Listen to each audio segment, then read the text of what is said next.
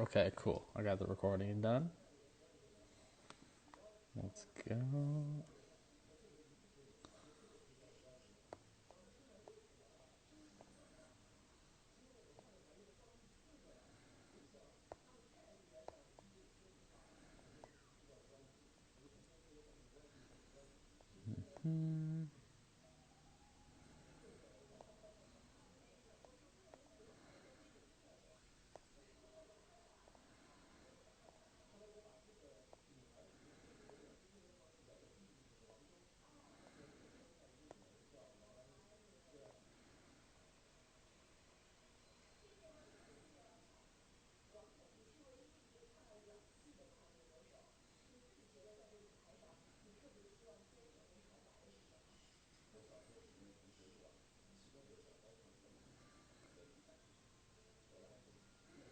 Perfect. What's up, Jamie? Okay.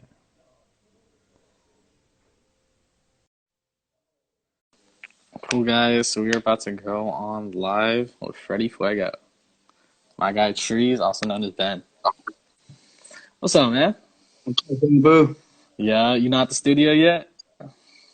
No, man. Working from home today. Got the Yeah. kiddos and stuff. So There we trying to go. be a school teacher and a juggernaut at the same There time. we go. There we go. I'm excited for the new music coming out, man. Oh man, it's so much fun, man. I have a whole bunch of songs I gotta send you. My music isn't really for the public, man. We just kind of keep it on the underground, you know? Yeah. No, that's cool, man. Definitely want to check it out. Cool, man. Excited to have you on here. Thank you. Man, thanks for bringing me, bro. This fucking Yeah. cannabis world crazy. We've blown up. I mean, just what, like 7 years ago, I'm a multiple felon in the cuts, busting jugs, and now we're on Instagram CIA TV talking about the trap Yeah, star juggernaut status, and they're all watching, you know. So it's kind of cool. for sure. Yeah, man. Freddie Fuego, it's now one of the top brands. Like in Washington, no doubt. You ask anyone, they recognize you guys. So I was wondering, where did the name come from? That was kind of one of the coolest parts about our company and our start was being different than the competition. Out of the Yeah. gate, working with my investment team and my partner, you know, I'm more into the cannabis cartel, you know, kind of swagger, a little more underground, but it's not as popular. It's not as you're not reaching that 80%. And Hmm. it's really important to reach that 80% and be different.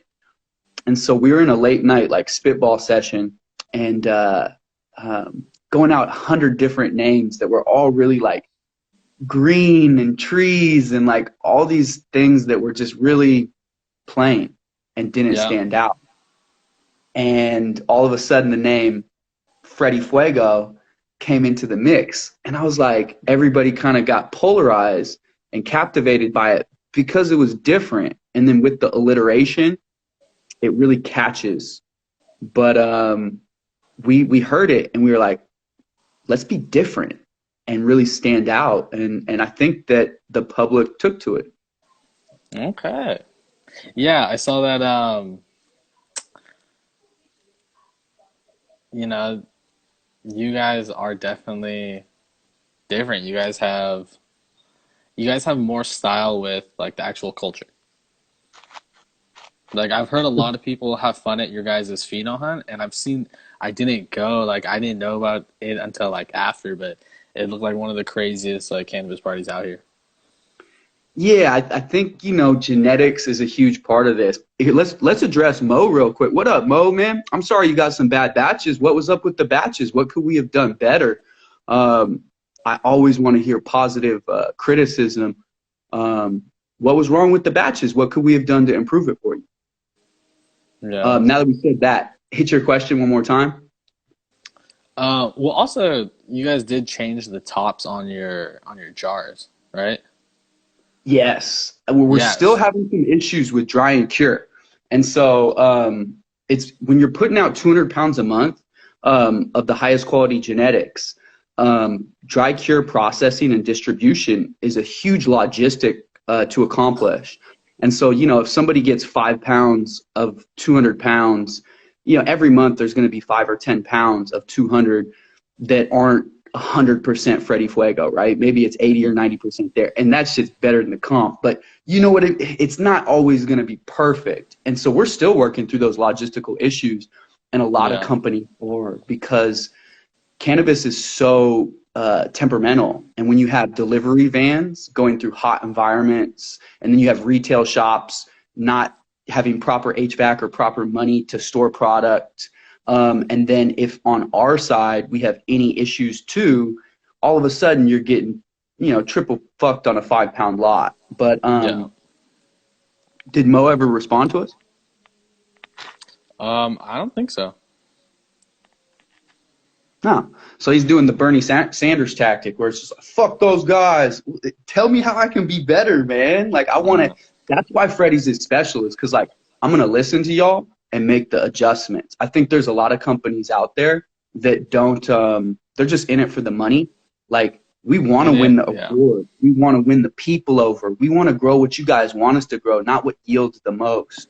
And so we're not perfect. We're really far from perfect. But I think what separates us is that we're different from the rest because of passion, heart, and experience. You know, my team is very experienced just across the board in business, and I'm very experienced in cannabis.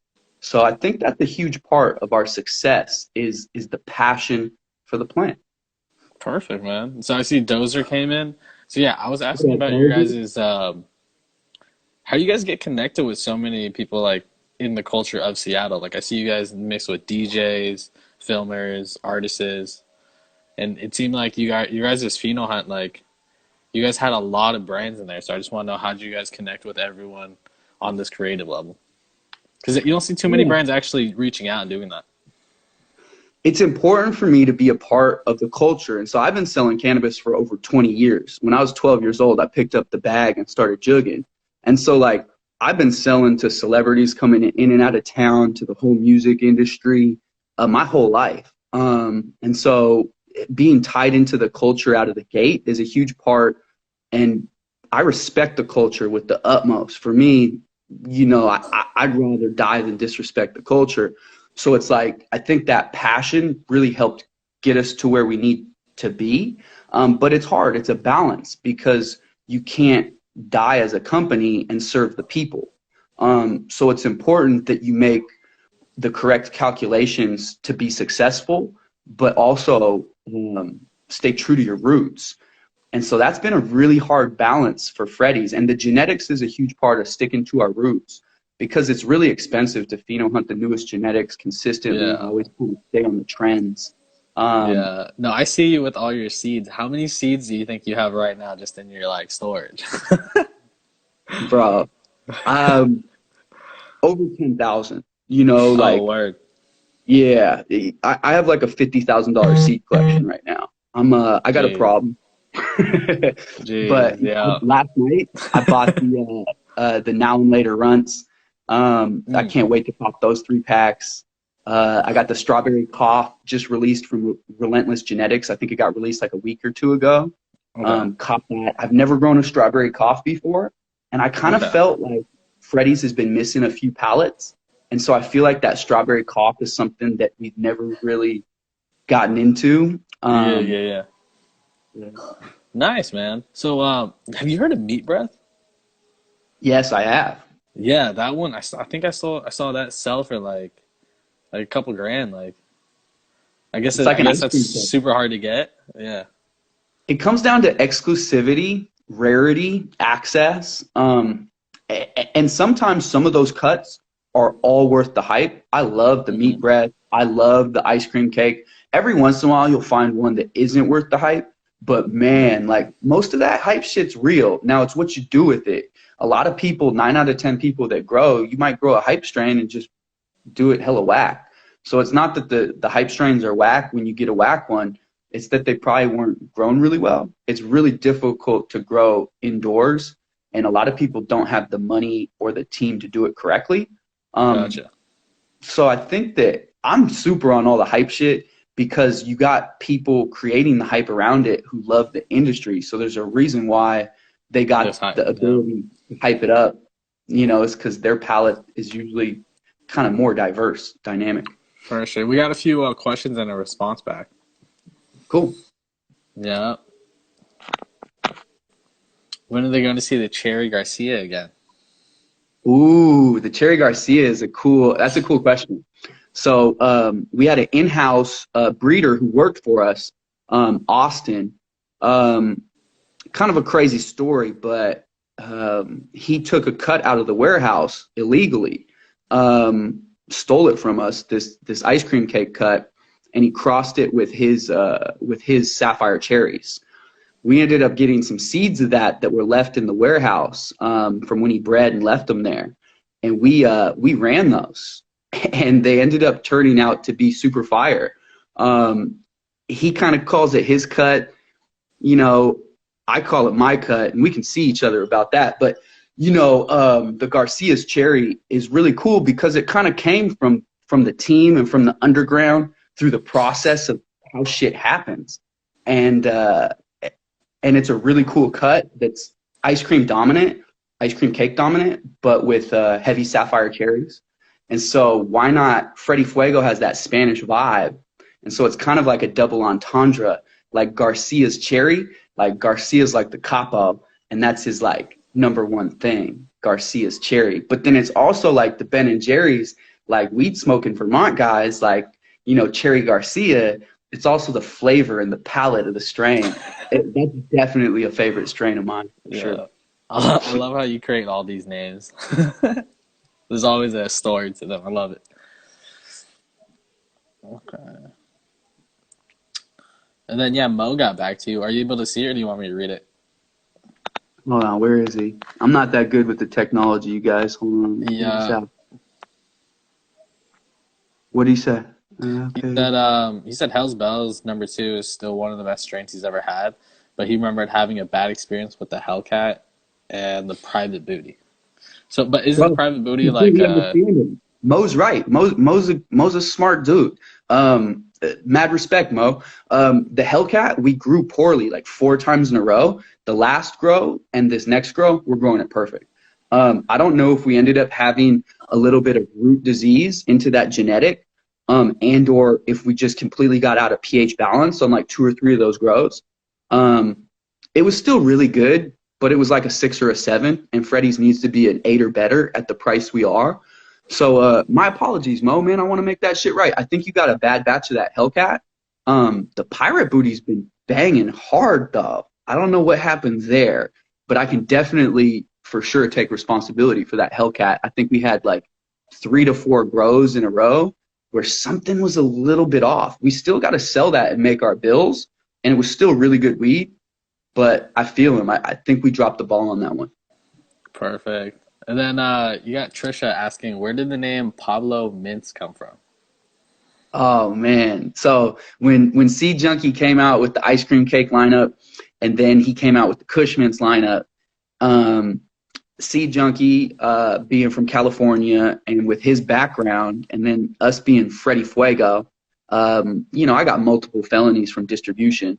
So I was like, man, we got to give this Kush Mints wedding cake cross a cultural name that really like respects Seed Junkie and respects me and respects the underground and the company. And like I've always been a fan of Pablo from the gate. Like he's never I mean, there's some shit that he went through that was negative towards people, but when you're trying to alpha male battle, the heads of a country or the world so that you can have your own respect, and they're trying to kill you, like there's going to be people who get lost in the sauce, just the way our government's killing hella people right now. People die. That's a part of life. But Pablo, he said, fuck you to all the alphas and said, let's go, because he believed he had freedom of speech, the right to do what he wanted to and make his own money. And so for me, being from the underground, I was like, we got to shout out Pablo. And what a better strain to do it on than a strain from Seed Junkie that is like really, really from Cali has a different vibe to it, and Seed Junkie has a different vibe to him. So I thought the Pablo Mints was really fitting because I got the seed pack and it was just wedding cake cross Cushman's. I'm like, I can't call some, you know. So I tried to honor him with a really swaggy name and the culture. That's nice. Mo said thanks for getting back to him. He's definitely gonna have to try it out. Cool. I'm gonna get Mo a batch of this new Hellcat, and I want him to come take a tour and see the Hellcat growing now. And I'll show him a picture on my phone of the batches he was talking about. You know, it was something that went out in emails with our team, and we almost cut the Hellcat. I'm glad we didn't, because when we grow it perfect the way we're growing it now, it's fucking insane. It really Yeah. is worth it. Mo also said, "Why has the Hell's Bells 2 not dropped in stores yet? People need that smoke for that fire, amazing shit." Bro, the Hell's Bells has gotten cut out. It's one of my favorite strains. Roger, who runs the garden, it's one of his favorite strains. We also yield high on it too, so it's good. Sales-wise, it hasn't done as well, and we've sold a lot of different products. Unfortunately, analytics don't do cannabis justice, and you have a lot of people looking at the numbers like, oh, well, we sold more of the Blue Dream than the Hell's Bells, so fuck Hell's Bells. Well, it takes time to launch a product and to create an image around a product. And just because you don't logistically catch fire right away, it doesn't mean that the strain was bad. It means that the rollout was bad, that the stores receiving it didn't have education on it. I love the Hell's Bells. It's a Legend OG cross GMO TK skunk from Swamp Boys. It's high THC, real potent. It has that true Legend OG in it. It's an incredible cut, the Legend OG that goes into that. So it's one of my favorites, but it got cut, man. Not everybody makes it to the finish line. But I got the cut, so don't worry. I got you. Yeah, there we go. Yeah, Mo's a good guy, man. You'll see him at a lot of the pheno hunts out at Clutch. Tight. I see him there like every time. Okay. And then, so when was Freddie's first turning point in the recreational industry where you guys were like, it's getting big, we're getting known?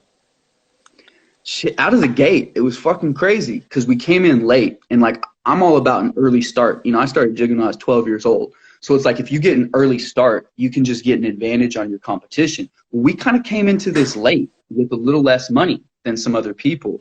So what could make us different? Keep going, I'll be right back.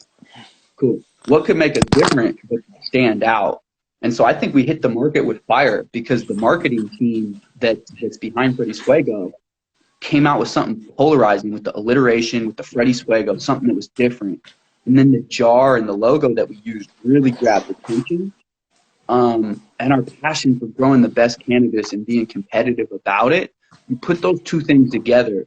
Even though we've never had the logistics, you know, of a Fat Panda, we really stand out and we really care about the cannabis. And I think the people haven't seen a lot of that. So right when we hit the shelves, like we couldn't meet our order demand. We've never really been able to meet our order demand. We don't even know what our order demand is because we sell out. Whether we have $200,000 worth of weed or $400,000 worth of weed, we sell it out and we can't keep it.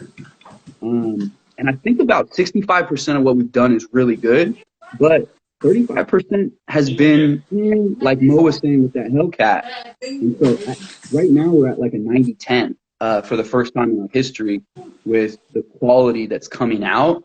And I think we're going to really grow and double or triple because we're putting out such high quality and we're not losing customers on every other bag. But I'm pumped to see over the next year how much fire we catch, because I think we're about to double up, then triple up.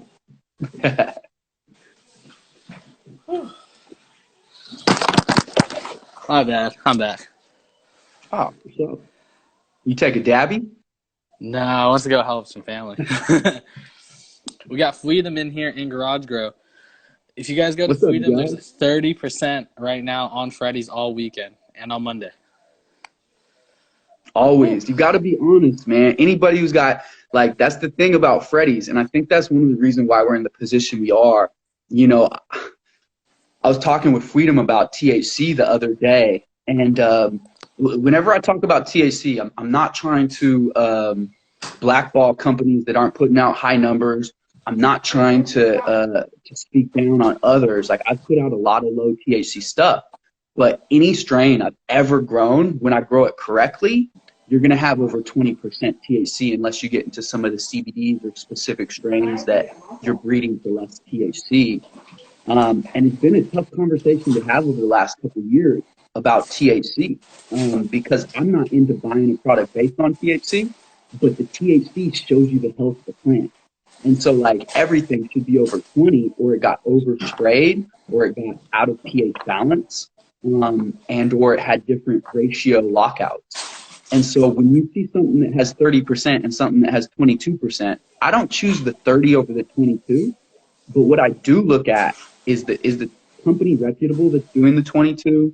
Is the product supposed to be testing higher? And I like to meet the genetic potential. So if a plant's supposed to test at 28 and it's 20, that's not a good look. If it's supposed to test at 24 and it tested 22, man, kudos to the growers. That was good stuff. And I think there's a lack of education on what each genetic potential is for each individual strain. But that's that honesty shit. Like, I really want to talk about educating the consumers to buy the best products.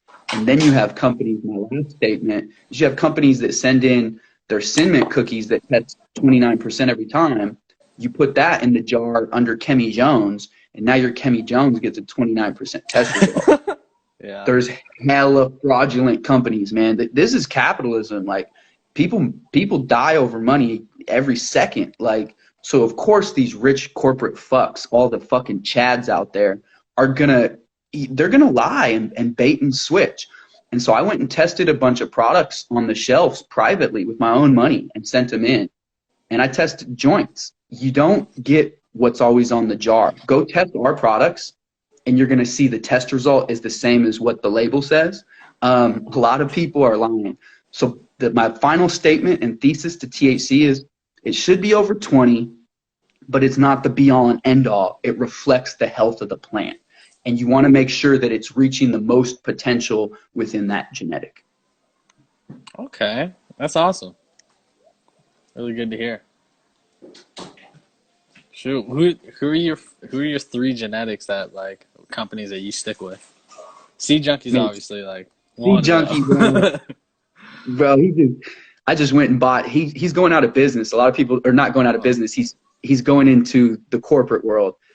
He's probably going to funnel everything through one entity and get paid all of it, which is smart for him. You know, you're independent for a long time. You got to step it up to the big leagues in this capitalistic society, you know, or you'll get eaten alive. So shout out him. But he took all of his products, have just doubled in price, and a majority of seed banks have discontinued selling them because they're holding on to all of his packs, because in about 3 months, they're all going to be worth more than $1,000 a pack. So I bought 3 packs of everything that was possible over the last month and a half. Yeah, that's crazy. So, yeah, and so now there's one seed bank that still sells his shit, Healthy Made Seed Bank, good friend of mine, $350 a pack. But that Seed Junkie, it just hit different, man. Ooh. Yeah. No, that's Number crazy. 2, so he's number 1. He's number 1. Yeah. 2 and 3 are kind of more or less in the same boat. I love the Swamp Boys, man. The Swamp Boys genetics, we've had a lot of fun with working with their genetics, and especially their GMO TK skunk line. Our layer cake is one of my favorite products. Love the layer cake. Yeah. It's fire. And, you know, wedding cake cross GMO TK skunk. And so Swamp Boys, they're definitely up there. And now it starts getting into like 5 of my favorites, but I'm going to have to shout out Skunk House and Sin City Seeds. I love Skunk House genetics. You know, haven't gotten to do a lot of things from Skunk House, but our cactus fruit, it's my favorite sativa right now from Skunk House genetics. I love Sin City Seeds, man. But like, I could go on for, there's so many breeders that I'm leaving out, and they're equal to or greater than, like, but that's what I'll say today. That's top 3. Okay. Yeah, no, excited for that cactus tree. That's like super crazy terpenes. The terp profile is, yeah. What's up, Flo? Okay. She gets wet. Some strains have like that dry THC. She's like just wet, drippy when you touch her when she's alive. and it's one of the same with the Hellcat when we do it right. That cactus fruit is literally it's like a 30% test result with 3.5% terpenes, and it's a crazy cerebral sativa. She's different. It's different. Hey, Mo asked you, what's your favorite indica? Shit, the indica sativa thing's tough for me. That's a whole nother conversation. Back to like the honesty, like I, I kind of look at it as people, and maybe I'm a jack. I stopped going to school when I was like 12, 13 years old, so I don't really have a science background. But I look at cannabis really similar to human genetics. And like, as soon as we started flying and driving and stuff, and cross-pollination happens, and you get rid of like all the landrace strains, when I think of true indicas, I'm thinking of like some Bubba Kush and some fucking, yeah, 398, yeah. yeah. Okay. So I'm not quite sure on what really is true indicas, true hybrids, true sativas, because it's kind of this big world. But when we're talking about broadleaf short plants from the like Himalayan Nepalese region or something like that, shit, man, that pre-98 Bubba, that shit hits. Oh, that's a Um, classic. That was like a modern day like how cookies is because back then in Salt Lake City they were selling peas for like 6 G's before everything got changed when everyone like got a cut of it. There's history in that one for sure. I had to say what's up to the OG. I'm not good at typing and talking, and I was like, if I Fuji's got on here, I you. gotta say what's up, man. He's the OG. Yeah. Cool, man. Fuji got Yeah. this cut of super lemon haze I've been wanting from him for like 7 years. I just want to smoke on it. Right. So what's the direction right now, Freddy's? Are you guys looking into going into because you guys are killing it in Washington? Are you guys looking to go into other states? Yes, we are. We're actually right now in talks of California and Colorado, trying to get our Nice. genetic strains and get into the big three. And I think if we can position ourselves in the big three, we can kind of move across the country accordingly. And I really want to be in California because it's the Mecca, but the market is so fucked up. There's so much corruption. There's so much money needed to be successful there. You need 10 Yeah. mil to go play in California correctly. And there's some other states that you can jump into and have a quicker margin and a bigger impact with less risk. So like, you know, man, it's tough out there. Like you need a lot of money to be successful in indoor cannabis cultivation if you don't want to be a Chad. For sure. I like the response. Cool, man. Well, man, it's been good just getting to pick your brain. Looks like a Oh, lot of people had fun. this year there's a lot of new shit coming out, and I got to come drop off some of these new beta strain testers. I don't like to talk about them before they get to market because then people are more interested in them than what's at market. But bro, Hmm. I got to come get you that care package of the new betas. I I'm excited for that, man. Drop your CD in there too. Yep, Yeah, yep. for sure. What's up with the underground original God's gift we used to rock tea? Man, the God's gift. Man, shout out Fire Bros. Fire Bros taught me how to grow. That's how I started growing in '07, and God's gift was actually a strain. I got a cut from the Fire Bros, and I used to rock that. Man, that is such a fire strain. She was never like a super high THC outputter for me, but it was one of the coolest flavors and cool highs and like chill smoke. It wasn't the like I'm drinking a scotch or tequila tonight. It was like this really, really good micro brew that was super Okay, flavorful, and okay. the God's gift to me was just it was all flavor, and it was like you could just break open a nug to look at the beauty of it and then to smell her and then just do it again instead of twist it up because she's just so pretty, man. That was one of my favorite strains. There we go. Yeah, I heard you get to see all the spectrums of that color. Yeah, she's like a rainbow. She really is. Yeah. Well, Perfect. Also with the pheno hunt, I still want to know like, did you connect with those brands like prior? Like, did you guys already know each other, or did you guys just meet up during the pheno hunt? The Pheno Hunt's crazy, man. Shout out the bakery because, in all honesty, like the Pheno Hunt was just like I'm all about the culture, and I really want to do the best genetics grown in the best way, and I want to communicate that process with the underground and with the culture. And I took this idea to the bakery with Benito and Anna, and Yeah. Anna just took a kid's dream and made it become a reality with her logistics, and she um, brought the idea all together. And after we did the first one, I was like, I really want to bring the community together and do the second one.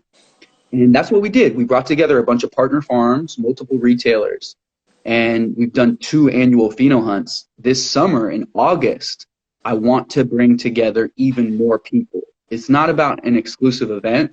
It's not about making money. It just isn't. It's about creating consumer education around connoisseurism, and it's about participating in the culture and leading the culture. And I think the pheno hunt is a great place and a breeding ground, a cesspool for all that shit I just talked about. And so you get all the best breeders, the best growers, the best retailers, the retailers that care about that shit together in the same place.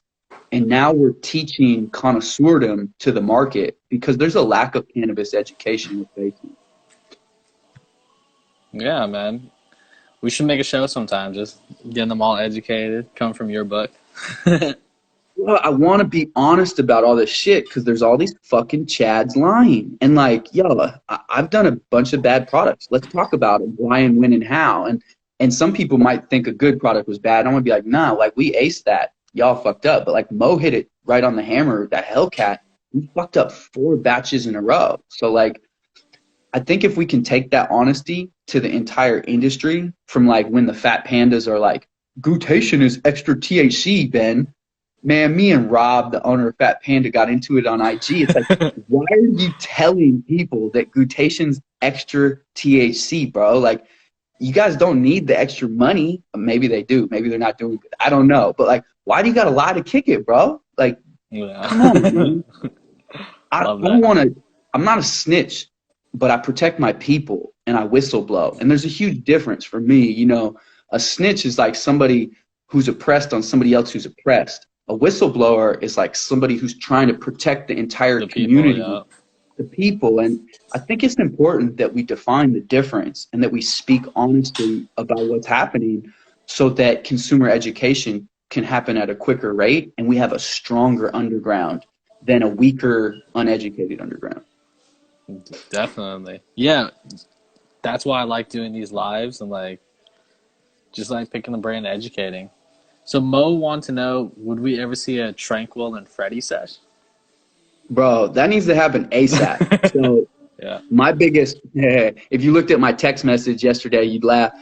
My biggest, I love shout out Tranquil Forest. If I'm smoking somebody else's company, I'm smoking on some Tranquil. Shout out Rocket Gardens. I don't even know those guys. So like, there's no point for me to say this. Like, I'm not saying it because they're my homies. I don't even know who the fuck they are. I love Rocket. Yeah. 1937, they got heat, man. I fuck with 1937. Yeah. Like, I like forms because I like them, not because they're my homies or because I get paid. Like that's who I fuck with. That's what's up.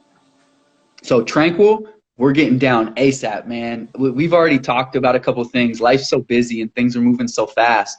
Collaborations take a lot of time and money. But the Tranquil Forest Freddy collab, ASAP, bro. It's done. Excited, excited. Yeah, I'm supposed to go to their farm. I was supposed to go back in like January. Now we pushed it to like May or June. Excited for that. Oh, bro, I I'm want gonna I'm gonna have to come with you, bro. You guys are gonna have to invite the tree. for sure, for sure. I want to check your facility again, just because last time I was filming on the GoPro. I want to bring like some other cameras and go in there. Yeah, when you came out, I think we were doing a solid 7. I think we've been consistently at a 6 for the couple years before that. I think right now we're at an 8, 8.5. I really think that right now the average health of every plant, the average THC, the yield per square foot, per square meter, I challenge anybody in the whole industry. Like, you grab your biggest OG, I'll grab my biggest OG.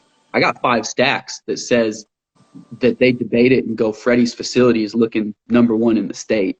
But, you know, I'm really competitive, a little aggressive, but hey, I got 5 stacks on it. Like, at the end of the day, the facility right now is better than she's ever been. Every plant is in pH balance. We're really crushing it. We just set up auto irrigation over the last 6 months because we've been hand watering over 7,000 plants. So, like, man, I'm ready for the smoke, man. I think Freddie's really, that's a part of why we are one of the best, is because we always pretend to be the best, even though nobody's the best. It's like all of the top 10 are all about equal.